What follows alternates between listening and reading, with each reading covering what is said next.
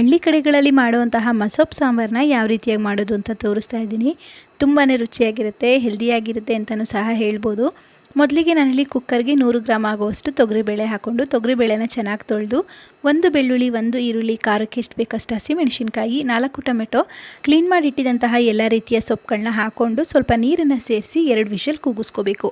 2 whistle ಕೂಗಿ ಕಂಪ್ಲೀಟಾಗಿ ತಣ್ಣಗಾದ್ಮೇಲೆ mixer ಜಾರ್ಗೆ ಅರ್ಧ ಕಪ್ ಆಗುವಷ್ಟು ಹಸಿ ತೆಂಗಿನಕಾಯಿ ತುರಿ, ಸ್ವಲ್ಪ ಬೇಯಿಸಿಟ್ಟಿದ್ದಂತಹ ಸೊಪ್ಪನ್ನ ಹಾಕ್ಕೊಂಡು ಈ ರೀತಿ ನುಣ್ಣಗೆ ಪೇಸ್ಟ್ ಮಾಡ್ಕೊಬೇಕು. ನಂತರ ಉಳಿದಿರುವಂತಹ ಸೊಪ್ಪನ್ನೆಲ್ಲ ಮಿಕ್ಸರ್ ಜಾರ್ಗೆ ಹಾಕಿ ಇದನ್ನು ಸ್ವಲ್ಪ ತರ್ತರಿಯಾಗಿ ರುಬ್ಕೋಬೇಕು. ಅಂದರೆ ಮಿಕ್ಸಿನ 1-2 ಸಲ ಆನ್ ಆಫ್ ಮಾಡಿಕೊಂಡ್ರೆ ಸಾಕು. ನಮಗೆ ಸೊಪ್ಪೆಲ್ಲ ಕಾಣಿಸೋ ರೀತಿಯಾಗಿ ಇರಬೇಕು. ಆ ಥರ ರುಬ್ಕೊಂಡ್ಮೇಲೆ ಕುಕ್ಕರ್ಗೆ ಸ್ವಲ್ಪ ಎಣ್ಣೆ, ಸಾಸಿವೆ, ಕರಿಬೇವನ್ನೆಲ್ಲ ಹಾಕಿ ಒಗ್ಗರಣೆ ಮಾಡಿಕೊಂಡು ರುಬ್ಬಿಟ್ಟಿದಂತಹ ಸೊಪ್ಪನ್ನು ಹಾಕಿ ಫ್ರೈ ಮಾಡಿಕೊಂಡು ಸ್ವಲ್ಪ ನೀರು ರುಚಿಗೆ ಎಷ್ಟು ಬೇಕಾಗುತ್ತೆ ಅಷ್ಟು ಉಪ್ಪನ್ನು ಸೇರಿಸ್ಕೊಂಡು ಚೆನ್ನಾಗಿ ಮಿಕ್ಸ್ ಮಾಡಿ ಇದಕ್ಕೆ 1 ಸ್ಪೂನ್ ಆಗುವಷ್ಟು ಧನಿಯಾ ಪುಡಿನ ಹಾಕ್ಕೊಂಡು ಮಿಕ್ಸ್ ಮಾಡಿಕೊಂಡು ಇದನ್ನು ಒಂದು 10 ನಿಮಿಷ ಚೆನ್ನಾಗಿ ಬೇಯಿಸ್ಕೊಂಡ್ರೆ ನಮಗೆ ರುಚಿಯಾಗಿರುವಂತಹ ಮಸೊಪ್ಪು ಸಾಂಬಾರು ರೆಡಿ ಆಗುತ್ತೆ.